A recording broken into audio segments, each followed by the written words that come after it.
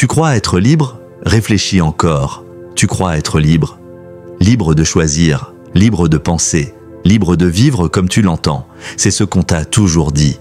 Tu es libre parce que tu votes. Tu es libre parce que tu consommes. Tu es libre parce que tu peux cliquer, acheter, publier.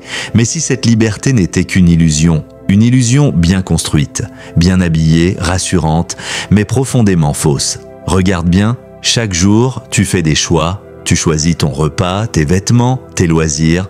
Tu choisis ce que tu regardes, ce que tu crois, et même ce que tu penses vouloir. Mais ces choix sont-ils vraiment les tiens, ou sont-ils le résultat d'un conditionnement, d'un environnement, d'un passé que tu n'as pas choisi, d'un algorithme qui te connaît mieux que toi-même?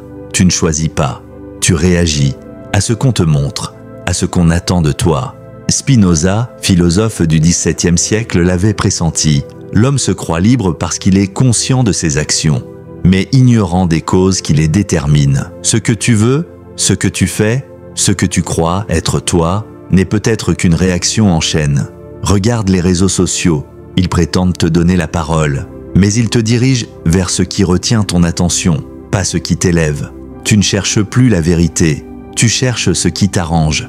Ton fil d'actualité n'est pas un miroir, c'est une cage dorée, personnalisée, optimisée, mais une cage quand même. Karl Marx, lui, parlait d'aliénation. Tu crois travailler pour toi, mais tu construis un monde qui te dépasse, tu vends ton temps, ton énergie, et souvent, tu ne sais même plus pourquoi tu participes à un système qui te promet la liberté, en échange de ta dépendance. Et puis, il y a Freud. Il ne parlait pas de société, mais de l'intérieur, de ce qui est enfoui. Tu crois décider consciemment, mais ton inconscient, tes blessures, tes désirs, tes traumatismes, décident pour toi. Qui parle quand tu dis « je veux », toi, ou ton passé qui n'a jamais été guéri? Alors, qu'est-ce que la liberté? Est-ce simplement choisir entre A et B? Ou est-ce comprendre pourquoi tu veux A plutôt que B? Est-ce consommer sans limite?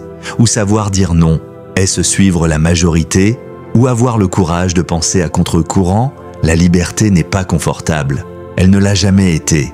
Elle est rude, inconfortable, exigeante. Elle commence quand tu oses te regarder en face, quand tu acceptes de remettre en question ce que tu crois, même ce que tu es. La liberté, ce n'est pas faire ce que tu veux, c'est comprendre pourquoi tu veux, c'est apprendre à résister, à désobéir, à marcher seul s'il le faut, c'est penser, par toi-même, contre la masse, contre la facilité, contre la paresse. Tu crois être libre? Réfléchis encore. Et si tu veux vraiment commencer à l'être, commence maintenant, pas demain, pas quand tu auras le temps, maintenant. École du savoir des idées qui dérangent, des pensées qui réveillent, abonne-toi et surtout, pense.